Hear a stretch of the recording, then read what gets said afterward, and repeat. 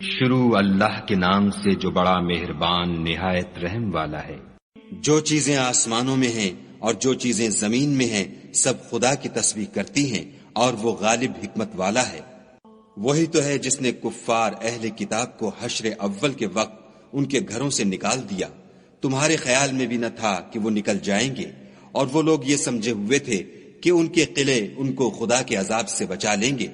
مگر خدا نے ان کو وہاں سے آ لیا جہاں سے ان کو گمان بھی نہ تھا، اور ان کے دلوں میں دہشت ڈال دی کہ اپنے گھروں کو خود اپنے ہاتھوں اور مومنوں کے ہاتھوں سے اجاڑنے لگے۔ تو اے بصیرت کی آنکھیں رکھنے والو، عبرت پکڑو۔ اور اگر خدا نے ان کے بارے میں جلا وطن کرنا نہ لکھ رکھا ہوتا تو ان کو دنیا میں بھی عذاب دے دیتا، اور آخرت میں تو ان کے لیے آگ کا عذاب تیار ہے۔ یہ اس لیے کہ انہوں نے خدا اور اس کے رسول کی مخالفت کی، اور جو شخص خدا کی مخالفت کرے تو خدا سخت عذاب دینے والا ہے۔ مومنوں، کھجور کے جو درخت تم نے کاٹ ڈالے یا ان کو اپنی جڑوں پر کھڑا رہنے دیا سو خدا کے حکم سے تھا، اور مقصود یہ تھا کہ وہ نافرمانوں کو رسوا کرے۔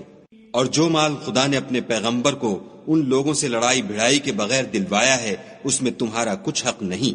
کیونکہ اس کے لیے نہ تم نے گھوڑے دوڑائے نہ اونٹ، لیکن خدا اپنے پیغمبروں کو جن پر چاہتا ہے مسلط کر دیتا ہے، اور خدا ہر چیز پر قادر ہے۔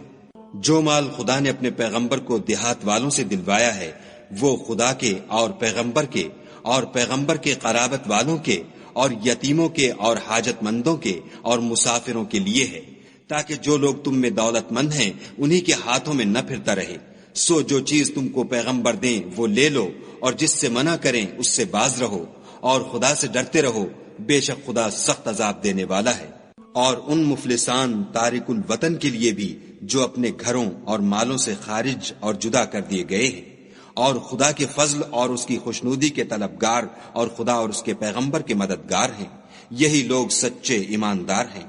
اور ان لوگوں کے لیے بھی جو مہاجرین سے پہلے ہجرت کے گھر یعنی مدینے میں مقیم اور ایمان میں مستقل رہے، اور جو لوگ ہجرت کر کے ان کے پاس آتے ہیں ان سے محبت کرتے ہیں، اور جو کچھ ان کو ملا اس سے اپنے دل میں کچھ خواہش اور خلش نہیں پاتے، اور ان کو اپنی جانوں سے مقدم رکھتے ہیں، خواہ ان کو خود احتیاج ہی ہو۔ اور جو شخص حرص سے نفس سے بچا لیا گیا تو ایسے ہی لوگ مراد پانے والے ہیں۔ اور ان کے لیے بھی جو ان مہاجرین کے بعد آئے اور دعا کرتے ہیں کہ اے پروردگار ہمارے اور ہمارے بھائیوں کے جو ہم سے پہلے ایمان لائے ہیں گناہ معاف فرما، اور مومنوں کی طرف سے ہمارے دل میں کینہ و حسد نہ پیدا ہونے دے، اے ہمارے پروردگار تو بڑا شفقت کرنے والا مہربان ہے۔ کیا تم نے ان منافقوں کو نہیں دیکھا جو اپنے کافر بھائیوں سے جو اہل کتاب ہیں کہا کرتے ہیں کہ اگر تم جلا وطن کیے گئے تو ہم بھی تمہارے ساتھ نکل چلیں گے، اور تمہارے بارے میں کبھی کسی کا کہا نہ مانیں گے، اور اگر تم سے جنگ ہوئی تو تمہاری مدد کریں گے، مگر خدا ظاہر کیے دیتا ہے کہ یہ جھوٹے ہیں۔ اگر وہ نکالے گئے تو یہ ان کے ساتھ نہیں نکلیں گے، اور اگر ان سے جنگ ہوئی تو ان کی مدد نہیں کریں گے، اور اگر مدد کریں گے تو پیٹھ پھیر کر بھاگ جائیں گے، پھر ان کو کہیں سے بھی مدد نہ ملے گی۔ مسلمانوں، تمہاری ہیبت ان لوگوں کے دلوں میں خدا سے بھی بڑھ کر ہے، یہ اس لیے کہ یہ سمجھ نہیں رکھتے۔ یہ سب جمع ہو کر بھی تم سے بالمواجہ نہیں لڑ سکیں گے، مگر بستیوں کے قلعوں میں پناہ لے کر یا دیواروں کی اوٹ میں مستور ہو کر ان کا آپس میں بڑا رعب ہے۔ تم شاید خیال کرتے ہو کہ یہ اکٹھے اور ایک جان ہیں، مگر ان کے دل پھٹے ہوئے ہیں، یہ اس لیے کہ یہ بے عقل لوگ ہیں۔ ان کا حال ان لوگوں کا سا ہے جو ان سے کچھ ہی پیشتر اپنے کاموں کی سزا کا مزہ چکھ چکے ہیں، اور ابھی ان کے لیے دکھ دینے والا عذاب تیار ہے۔ منافقوں کی مثال شیطان کی سی ہے کہ انسان سے کہتا رہا کہ کافر ہو جا، جب وہ کافر ہو گیا تو کہنے لگا کہ مجھے تجھ سے کچھ سروکار نہیں، مجھ کو تو خدائے رب العالمین سے ڈر لگتا ہے۔ تو دونوں کا انجام یہ ہوا کہ دونوں دوزخ میں داخل ہوئے، ہمیشہ اس میں رہیں گے، اور بے انصافوں کی یہی سزا ہے۔ اے ایمان والو، خدا سے ڈرتے رہو، اور ہر شخص کو دیکھنا چاہیے کہ اس نے کل یعنی فردائے قیامت کے لیے کیا سامان بھیجا ہے، اور ہم پھر کہتے ہیں کہ خدا سے ڈرتے رہو،